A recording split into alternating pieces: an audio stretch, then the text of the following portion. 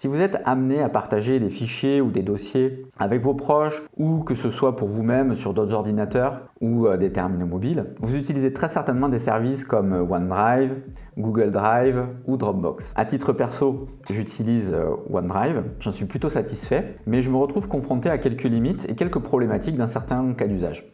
Alors au-delà de la nature du service cloud et du tarif que je paye tous les mois, il y a toujours un problème de capacité puisque on a évidemment une limite pour ce type de service. Le deuxième point qui me pose le plus de soucis, c'est son intégration avec Android qui, on va se le dire, est assez mauvaise. Et enfin, la centralisation du service peut rendre des fois les transferts peu efficaces. Donc la solution que j'utilise pour compléter mon usage de OneDrive s'appelle SyncThings. Donc c'est un outil qui est vraiment pas mal du tout. C'est une synchronisation pair à pair. C'est un logiciel qui est libre, qui est gratuit. Finalement, la limite, ça va être la capacité de vos disques et un peu d'huile de coude pour comprendre comment il fonctionne et pour l'installer.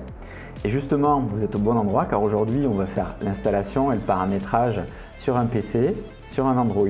On fera quelques tests. Mais avant cela, ce que je vais faire, c'est que je vais vous montrer un petit peu quelle est la logique de SyncThings par rapport à un service en cloud. Allez, on se retrouve sur mon PC juste après ça.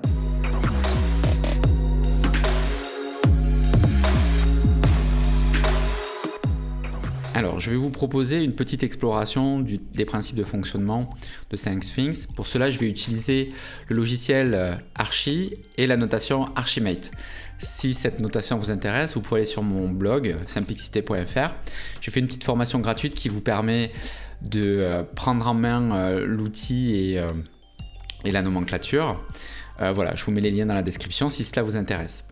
Donc, comme je le disais, avant de présenter le fonctionnement de SyncThings, ce que je vais vous proposer, c'est de regarder un petit peu comment fonctionne un service de stockage en cloud public dans ses grands principes.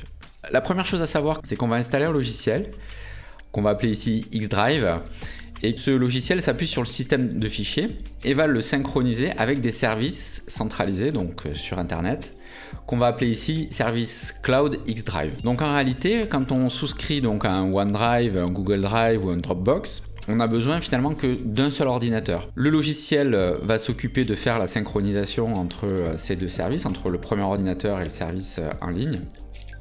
Et si on a besoin d'accéder via un autre ordinateur qui n'utilise pas le logiciel à ces données, eh bien on va tout simplement utiliser un navigateur. Donc si je représente mon utilisateur ici, je vais pouvoir me servir du navigateur pour accéder à mon service cloud. Quand on utilise son téléphone, on accède à ces fichiers et ces dossiers via l'application. Le problème, c'est quand on utilise d'autres applications qui sont susceptibles d'utiliser les fichiers que l'on a dans son espace cloud, il va se passer, c'est le problème avec OneDrive, on va devoir les retélécharger dans le système de fichiers classique pour pouvoir après y accéder via d'autres applications. Un autre inconvénient de ce type de système, c'est que si par exemple je suis sur mon ordinateur, je vais stocker un fichier, les fichiers vont devoir être copiés sur le service central avant d'être rapatriés sur le téléphone. Et en général, ça se fait sur sa ligne internet ou sa ligne mobile. Donc c'est pas forcément le plus efficace par rapport à un réseau local qui va être beaucoup plus rapide. Maintenant, regardons de plus près comment SyncThings fonctionne. Donc tout d'abord, ce qu'on peut constater, c'est toujours pareil, on installe sur un ordinateur une application qui s'appelle SyncThings. Le premier point à noter, c'est que l'interface est accessible via le navigateur. C'est un site web local.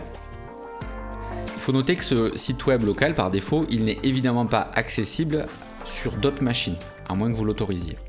Donc en termes de sécurité, ça pose pas de souci, vous pouvez utiliser HTTP sans mot de passe, parce que pour accéder à l'interface, il faut avoir accès à votre ordinateur. Donc il faut détenir votre mot de passe et les moyens d'y accéder. Contrairement donc au service cloud public, le SyncThings ne s'appuie pas sur des serveurs centraux dans lesquels on va stocker une copie de vos données. Il faut donc qu'il y ait au moins 2 terminaux ou 2 ordinateurs pour pouvoir utiliser le logiciel.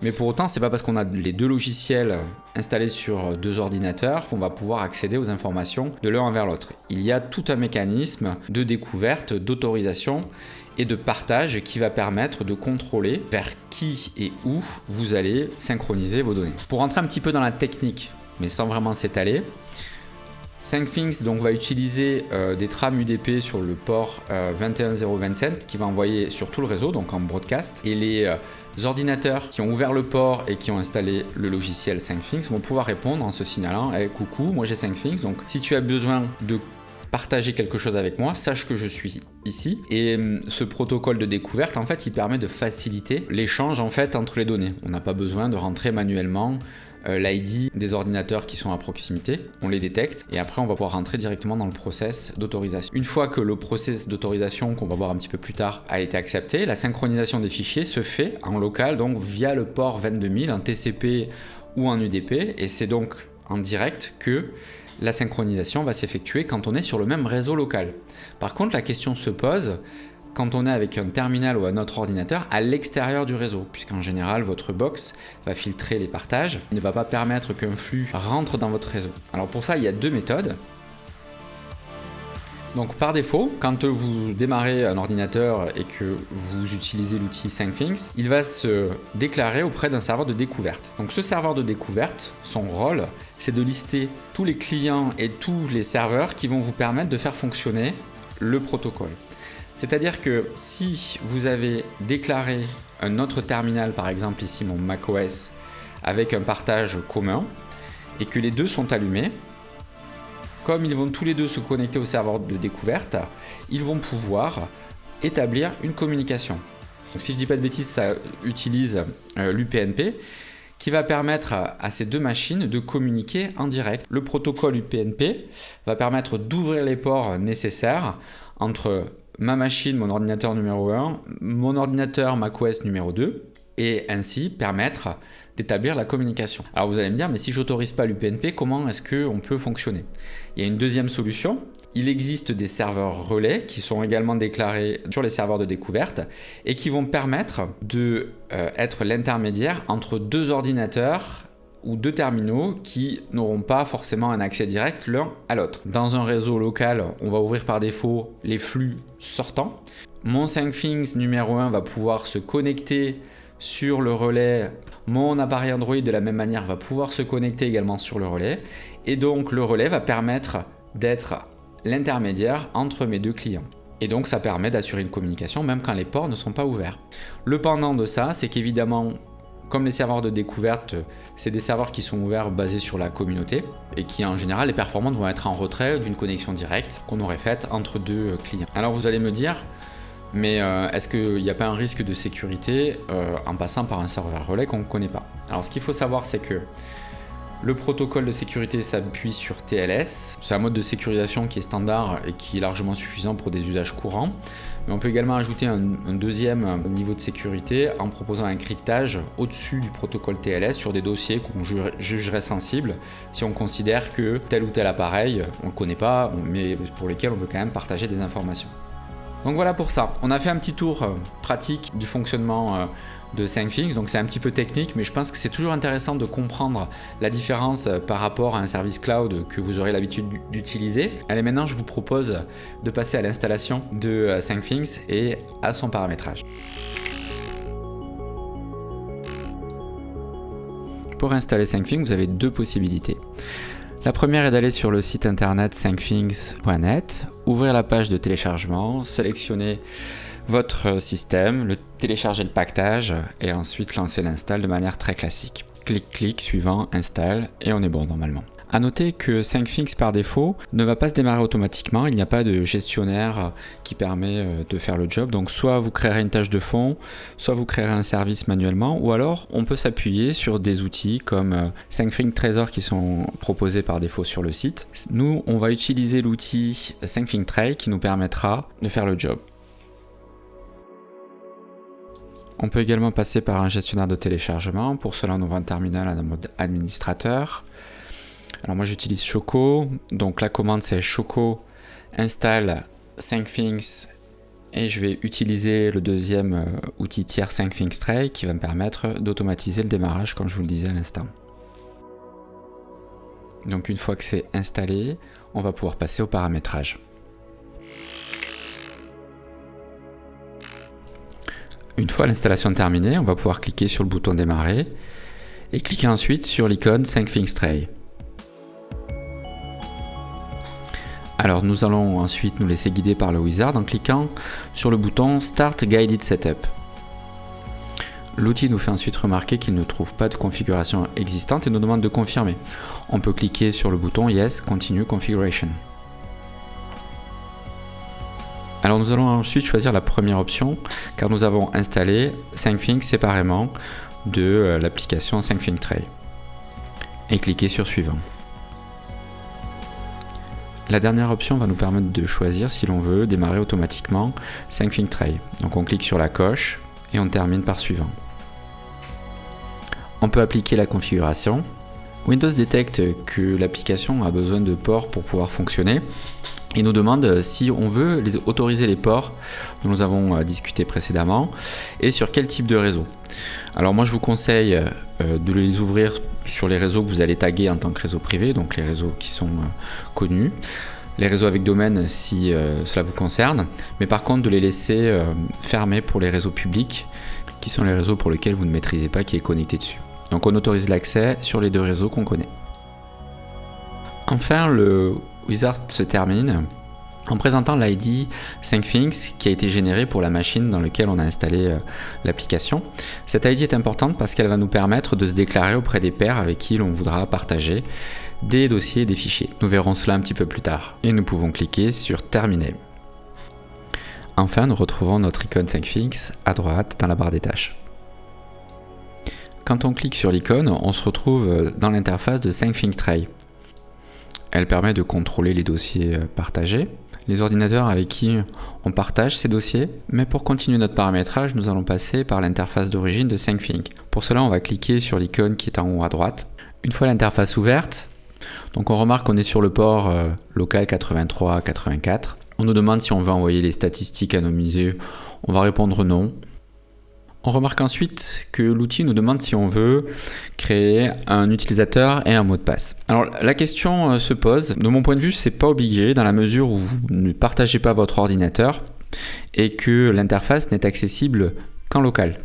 Donc tant qu'on reste sur ce principe-là, pour moi il n'y a pas besoin de mettre un mot de passe. Si par contre vous ouvrez l'interface graphique à d'autres ordinateurs sur le réseau, ou que vous partagez votre ordinateur, là effectivement, un mot de passe sera nécessaire. On clique sur OK et on passe à la suite. Ensuite, l'interface est découpée en 3 parties. Une première partie qui est dédiée au partage des dossiers que l'on va être amené à paramétrer. On verra ça un petit peu plus tard.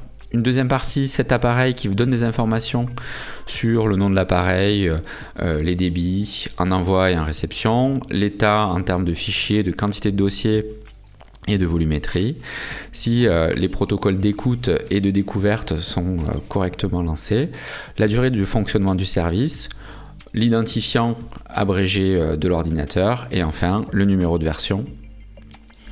Enfin, la dernière partie permet de lister les appareils avec qui on est susceptible de partager un ou plusieurs dossiers. Passons maintenant au paramétrage de notre premier partage. Alors on va cliquer sur le bouton Ajouter un partage. Alors je vais commencer par lui donner un nom, par exemple partage-simplicité. Et on remarque qu'à la racine du partage par défaut, il m'a créé un sous-dossier. Donc c'est OK, je vais pouvoir cliquer sur Enregistrer. Pour pouvoir partager notre nouveau dossier, nous allons lancer le processus qui permet de reconnaître un autre ordinateur. Donc pour cela, on va utiliser une VM sur laquelle j'ai déjà installé SyncThings. Donc on commence le processus sur le premier ordinateur et on va partager l'identifiant de l'appareil. Donc pour cela, on clique sur le bouton Identifiant abrégé.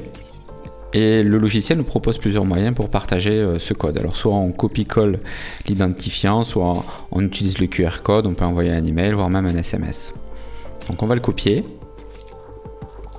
fermer la fenêtre et se rendre sur la VM. Dans le deuxième ordinateur, nous allons pouvoir ouvrir les paramètres de SyncThings. Donc on retrouve l'interface que je vous ai présentée tout à l'heure, donc sur un autre ordinateur par contre. Je clique sur Ajouter un appareil, je vais coller l'ID de l'appareil, mais si vous avez été attentif, vous avez pu voir qu'en dessous de l'ID de l'appareil, il y avait un ordinateur qui nous était proposé. C'est le processus de découverte qui a détecté que sur le même réseau, il y avait un ordinateur et qu'on pouvait, en cliquant dessus, automatiquement l'ajouter.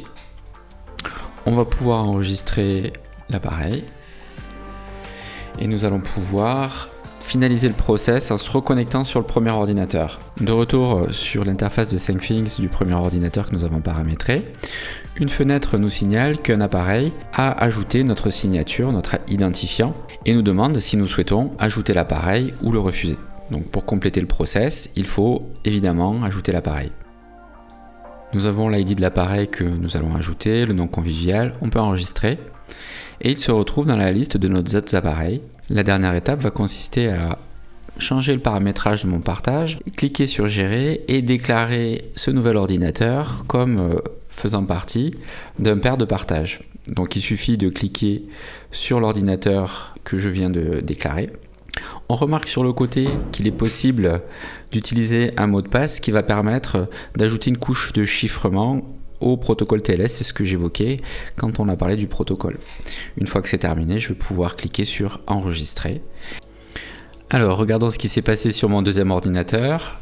J'ai une fenêtre qui m'indique que mon partenaire me propose de partager un nouveau dossier. Donc, je vais pouvoir l'ajouter. Une nouvelle fenêtre me reprécise les paramétrages du partage. Je vais pouvoir cliquer sur Enregistrer. Et voilà. Le nouveau dossier apparaît dans la liste des partages. Il est dans un état à jour parce qu'il est vide tout simplement. Et je vous propose maintenant de faire quelques tests de synchro.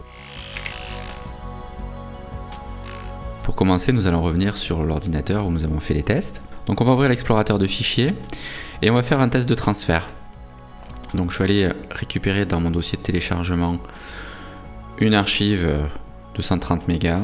Je déplace et je la colle. Puis on retourne sur l'interface de SyncThings. En observant bien les informations de l'appareil, on remarque plusieurs choses. D'une part, au niveau de l'état local, un fichier s'est rajouté et 128 mégas ont été décomptés en termes de stockage.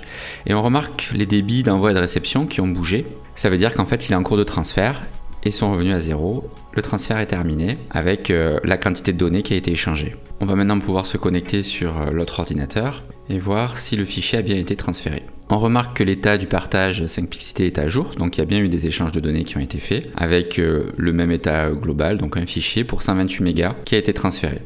Vérifions maintenant au niveau du système de fichiers pour voir si on retrouve bien notre fichier. Donc je vais copier le chemin du partage, le coller dans l'explorateur, et voilà, je retrouve mon dossier tel qu'il était sur l'autre ordinateur. La synchronisation s'est bien déroulée, super, ça marche. Regardons maintenant ce qui se passe sur Android. Alors pour faire nos tests, je vous propose d'utiliser une VM sur laquelle j'ai installé la distribution Android x86. Alors je tiens à vous prévenir, c'est pas parfait, ça rame un petit peu, mais ça fera le job pour nos tests. Donc je démarre la VM, je vais attendre que tout se charge et on va retrouver l'application dans le Play Store. Alors je fais la recherche. Alors l'application était déjà installée, mais là je vois qu'il y a une mise à jour, donc je le lance et j'attends la fin du processus. Voilà, l'application vient de s'installer, je vais pouvoir la démarrer. Je retrouve mes icônes dans mes applis. Je double-clique et ça démarre. Cette première fenêtre vous informe que l'optimisation de la batterie va certainement arrêter SyncThings au bout d'un moment et donc arrêter la synchronisation. Vous pouvez mettre le logiciel en liste blanche. La contrepartie, c'est que automatiquement votre batterie va se décharger un petit peu plus vite. Donc c'est à vous de voir, il faut expérimenter et vous pourrez de toute façon revenir sur ce choix dans les paramètres Android si vous décidez donc de revenir en arrière. Donc passons maintenant à l'ajout d'un nouvel appareil. Ce qu'il faut savoir, c'est que mon appareil Android n'est pas sur le même sous-réseau, donc c'est comme si on était sur internet et donc le protocole de découverte ne va pas me proposer des ordinateurs qui sont le même sous-réseau. Il est totalement isolé. Et donc ça va nous permettre de vérifier que l'appareillage marche et surtout que via une synchronisation distante, on peut passer par les serveurs relais. Donc j'ajoute un appareil, je vais devoir copier-coller l'ID de mon premier ordinateur dans le terminal Android. Pour cela, je vais retourner sur mon interface SyncThings en local. Je vais aller sur le bouton identifiant abrégé, copier l'ID, fermer la fenêtre et retourner sur mon terminal Android. Et coller mon ID.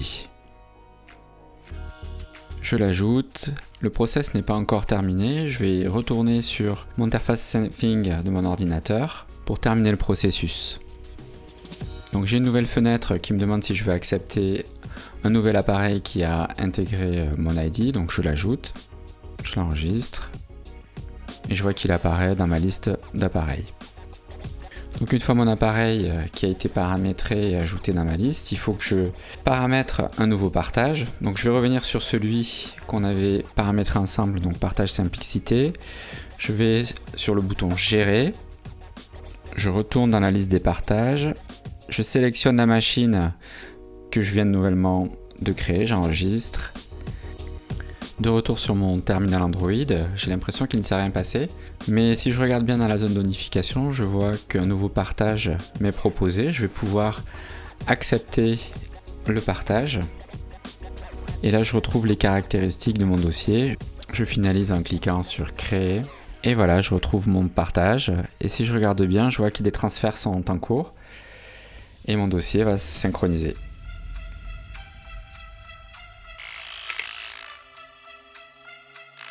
Voilà, on arrive à la fin de cette vidéo. On a vu comment on pouvait installer SyncThings, que ce soit sur un PC, sur un Android. On l'a paramétré. Vous voyez que c'est assez simple, mais ça nécessite quand même d'être pris en main. Au-delà de ce que je vous ai montré, moi SyncThings, je l'utilise pour faire ma synchronisation de mes dossiers Obsidian.